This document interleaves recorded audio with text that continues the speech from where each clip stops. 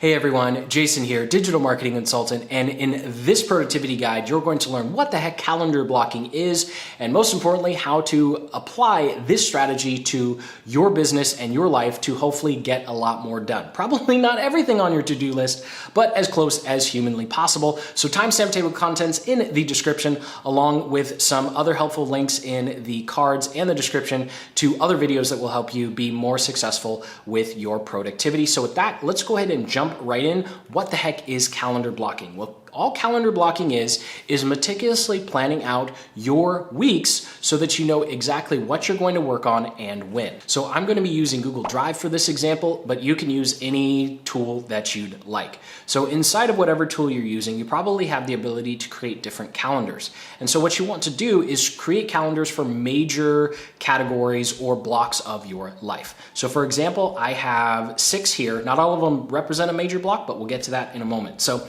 the very first one is my main work calendar. So this is a calendar that has all of my projects and to-dos that I'm working on, and I share it with my team so they know when things are being done. So for example, when I'm recording videos like this one, people on my team need to know when I'm recording it so they can plan when they need to do the editing, the thumbnails, or anything else that needs to be done for videos like this. So the second calendar we have is one for our company. I co-run a digital marketing agency, and so everyone has access to a vacation calendar. So there's no awkward, like, can I ask for time off, or when can I ask for time off? People can just put their time off on the calendar, and then that way the rest of us know, as long as they do at least a month in advance, right? You can't just put, oh, tomorrow I'm going on a month-long vacation. Like, that doesn't work too well. But as long as they give everyone enough notice, everyone can see this calendar and it pops up when people are gone. So these next two are going to be very dependent upon the type of business that you have. If you have to talk to current clients or you have a lot of sales calls, I highly recommend using a tool like Calendly or Book Like a Boss so that you completely eliminate the back and forth emails of trying to set up meetings. You can use a link where someone can essentially just book a time to talk to you, whatever kind of conversation it is, so that you don't have to do that back and forth email. I'll talk more about that when we talk about manager time. And then the last two are going to be personal, family time. So this is one I share with my wife. So when we have family events or the oh so important date night, that goes on that calendar. And of course, it's just shared between us. And then health and fitness is a private calendar I use for everything health and fitness related, right? So let's go ahead and jump right into the strategy, and we'll start with the most important one, which is your health, because your health is your wealth, or something to that effect, right? So when it comes to creating your calendar blocks, the first thing you need to do is frame your day. You need to know when you're going to wake up, when you're going to sleep, and when you're going to be taking care of yourself and your body, because we only get one of these, so we better prioritize it, make it priority number one.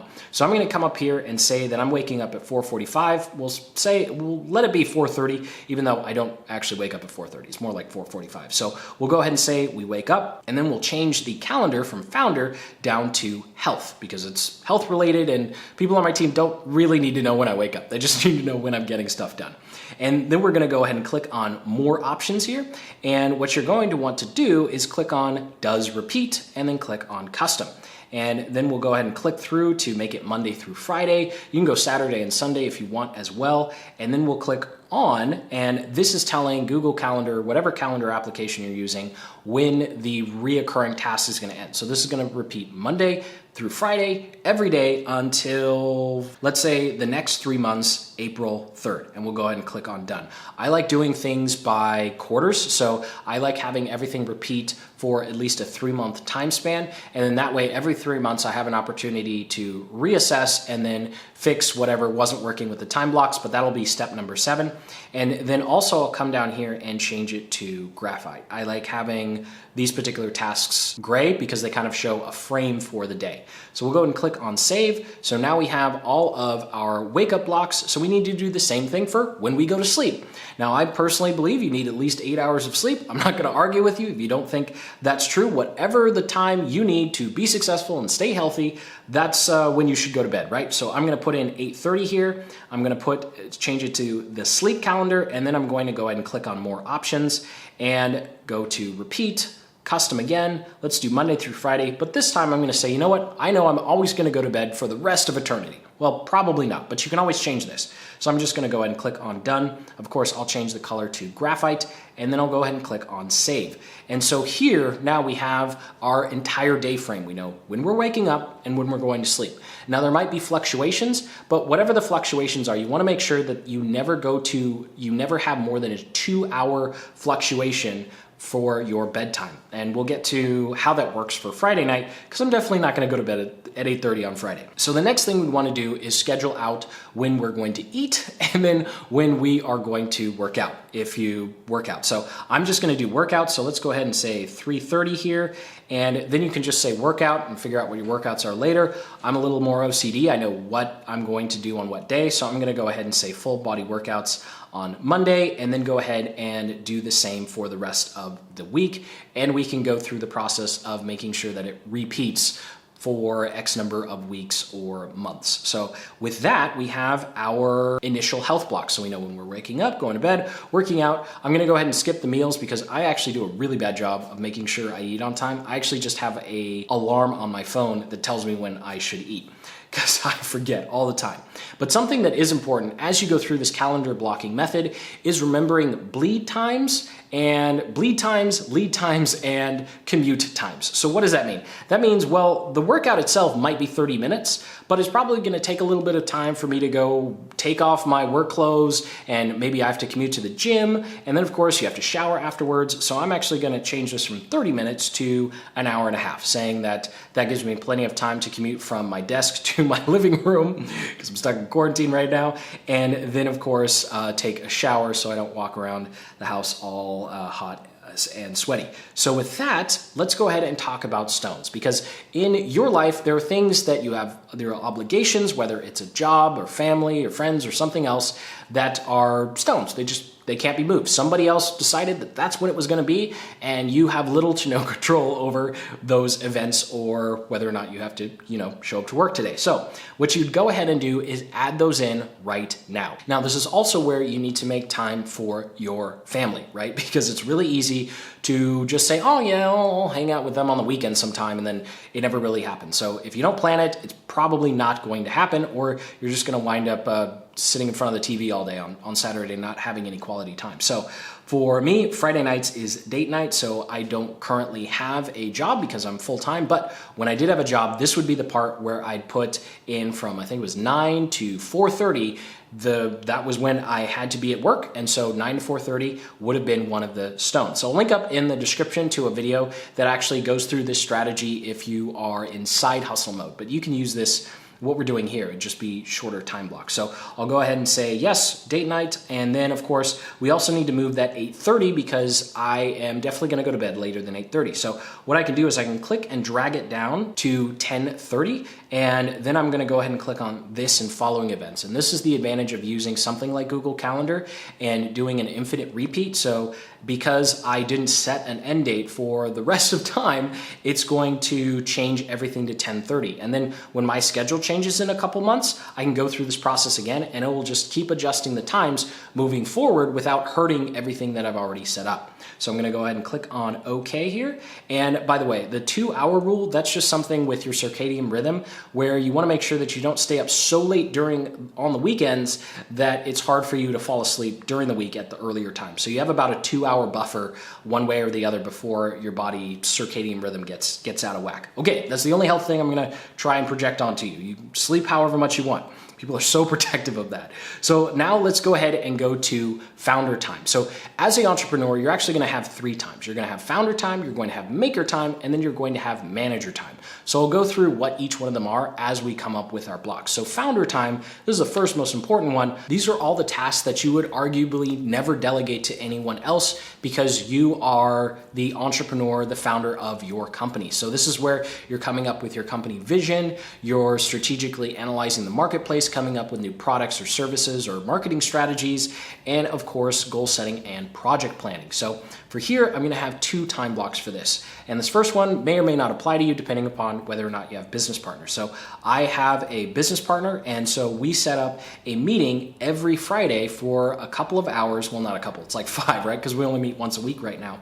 So I'm gonna set up a meeting for us to meet. So it's gonna be our weekly founders meeting, and I'm gonna go ahead and click on more options. So something that I really like about Google Calendar, I'm gonna go ahead and invite him and then make sure he can modify the event. And then I'm going to actually change the color to tangerine. So something I like doing is if I have to be talking to a physical person, I make it a really bright color. Some people like using red. Red is a little bright for me, so I like using the tangerine one because it stands out and lets me know I actually have to talk to a human being. This isn't just a time block to work on something. And then also what I really like doing, whether it's setting up a project or setting up a meeting, is having all of the attachments included, easy to find. So what you can do here is you can click on attach, and then you can go into your Google Drive and attach all of the files that you need. So for us, we attach a document for our meeting agenda and our notes. We have our goals that we review periodically, and then of course our projected cash flows to make sure that I'm not spending too much money, right? And then we can go ahead and click on save. And then right after that, this is something that you're going to do irrespective of where you are in your business. These next 2.5 hours, you need to do every week, no matter where you are. If you're just getting started or you've been at it for a couple months or years, and that's going to be your weekly planning time. So I like blocking at least 2.5 hours, and during this planning time is where you're going to work on your time block. So if you're wondering, okay, what happens? I just do this once? Well, no, you're going to need to do calendar blocking each week, and then when we get to step number 7, you're going to need to review. And so you need to plan a time for you to plan. Otherwise, the plan's going to run out, right? You're going to get all this gusto. You're going to watch this video and make some calendar blocks, and then they're eventually going to run out, and then you have to do it again. So just plan on having a reoccurring task every week to plan out what your week is going to look like. And of course, make sure that you check in on your goals and your vision, and you just make sure you're still going in the right direction. And that way, the rest of the week, you can keep your head down and really focus on what you need to work on. So that's going to be our planning block here. Now, something that's cool with Google Calendar that embarrassingly I just recently found out is you can right click or double tap if you have a trackpad and actually change the color right here. So I'm going to change it to banana because that's just the color I like using for these types of planning and administrative things. And before we move on to maker time, there are a lot of people who like putting their planning time on Sunday or Sunday night. Personally, I found that didn't work for me because as soon as I started planning, I would get super amped up and excited, and then I couldn't fall asleep. So if you have the problem of getting excited with things that you're working on in your business, definitely don't do the planning on Sunday. I tried it, it didn't work because I was just thinking of all the things that I wanted to work on. Or maybe that's just a personal problem, who knows? All right, let's move on. So maker time. So maker time is going to be the second most important thing that you work on, and this is going to be where you're actually physically working in or on your business. So this is going to be everything from making your products, servicing your current clients, or getting new clients, or creating content that hopefully brings in new clients. So something working on your business or in your business, keeping current clients happy or growing your business, right? So there's a book I highly recommend by Gary Keller. It's called The One Thing. And if you're struggling to get everything done or figuring out what's really going to push my business forward, I highly recommend this book. It's by far my favorite productivity book of all time. And this is the model I like to use to figure out what I should be doing during my maker time. And really what you want to do is try and focus in on the higher end of the pyramid here. And so the administrative task, even if you don't have an assistant, there are a lot of administrative things that you can just let become a mess, right? Because what I found personally in growing our agency, some of our best growth months have been when things at the bottom of this particular pyramid were just an absolute mess and disaster. So the more time you can spend growing your business or working on your business and less in, obviously the better your business is going to be. I'll link up in the cards in the description to a video that takes a much deeper dive on this and the different tasks and how to figure out what specifically to do with your maker time. So let's go back over to our time calendar here, and we're going to create some maker blocks in the morning. So one of the things that the One Thing book talks about is scheduling the first 4 to 5 hours of your day for your one thing. So whatever is the most important, if you could only work on one thing to push your business forward, what would it be? And since it's going to be different for all of us, I'm just going to call this our maker block. So I'll go ahead and create a couple maker blocks here in the morning, and there we go. So what you really want to do with your calendar blocking and planning out projects is try and create longer blocks. So what you're going to notice here is we've blocked out 5 hours. You might not have 5 hours. For example, if you're side hustling right now, this is just going to be 2 hours in the morning, and then you go to work and you go throughout your day, and you're going to have a lot more work on the weekends, and that's okay. What's most important here with planning out your projects is you give yourself at least 90 minutes to 2 hours before you switch, because our brains lose a lot of processing power switching from one thing to another. We'll also get to when you should actually be doing communication. So whatever phase or place you are in your business, I think your goal should be to maximize the amount of time you spend first thing in the morning working on your business. Now, some people really like working out in the morning. That's fine. Work out and then go straight into whatever's super important. But your goal should really be to get to the 4 or 5 hour mark. Again, if you're side hustling, just get it to your goal should just be 2, right? So once we have that, we're ready to go into the manager time. So this is where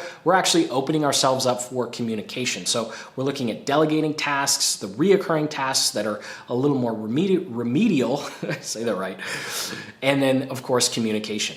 So going back to our calendar here, the first thing you want to do with your manager time, which might seem a little counterintuitive, is choose your day's end. Because right now you've made sure that you have your founder time, which is where you're doing all of your visions, your goal setting, and of course you're planning for the weeks ahead, right? And then you've already planned out your maker time, which is anywhere from 2 hours a day, all the way up to 5 hours a day. So you've done the most important thing you can do to grow your business. You've made sure that you're planning and you're keeping your eye on your goals and vision, and you've made sure that you've given the best part of your day to your most important tasks. And after that, everything else is kind of optional, right? So what you want to do is decide when your day is going to end and create a 30-minute block where your day is going to end. I can't tell you how fast this block is going to disappear on you. So for me, it's going to be right before I work out. So I'm going to say day close at 3 o'clock. I'm going to make it for the entire week, and of course change it to graphite here. So that way I know my day starts at 5 and it ends around 3, right? And you need that 30 minutes to an hour buffer, because inevitably things are going to come up at the end of the day, and you need that little bit of time to make sure that everything goes in its place. So when you close down for the day, you're actually closed down for the day.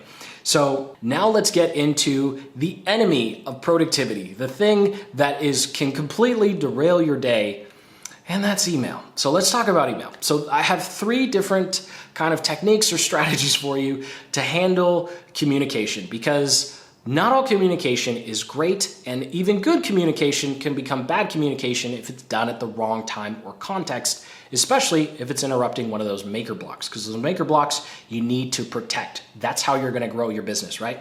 So let's go ahead and go through some steps. So number 1, this is going to be if you are currently working part-time or you have a lot of freelance projects. And this is going to be the everything method, where you have specific blocks throughout your day for an hour to an hour and a half max, right? Where you open yourself up. Think about it like this. You're being a hermit most of the day, and then you open yourself up. You go, okay, what emails? What's on Facebook? What's on Twitter, LinkedIn? What's going on in my project manager? And then you go, okay, I'm going to be a hermit again, and you close back up, right? So you can have 3 distinct times throughout the day.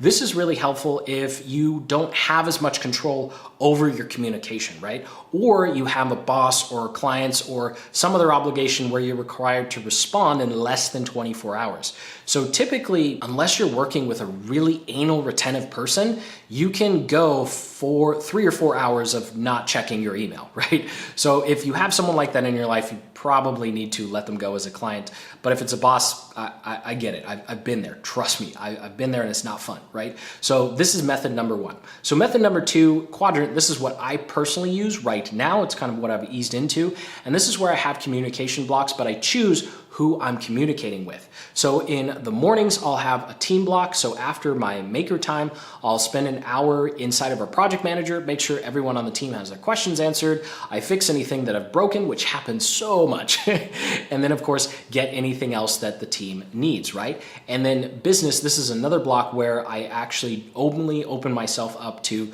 clients, although I don't really have to do much of this because my business partner, Jesse, handles 99.99999% of that. So I don't have to worry about that too much anymore. And then I have a block at the end of the day where I do everything else. Now, the third method is if you have a lot of sales calls or you have a lot of client office hour calls. Just a year and a half ago, this is where I was at. And so you would actually want to schedule a large 3 to 4 hour block in the afternoon, make sure it's the afternoon, and have a calendar booking app for either sales calls or clients so that they can schedule an appointment with you very easily. So I'll go through how to practically do this in a moment. So we're gonna go with the quadrant strategy first because that's the one I use. So I'm gonna come up here from 10 to 11 a.m. I'm gonna say project management, and then I'll give myself an extra 30 minutes on Friday. And then of course, I'm gonna change all of these colors to banana, and there we go. So now I have an hour in the morning, right after I'm done with my maker time, doing the most important thing for our business, whether that's creating videos like this or working on some sales copy for one of our products or services.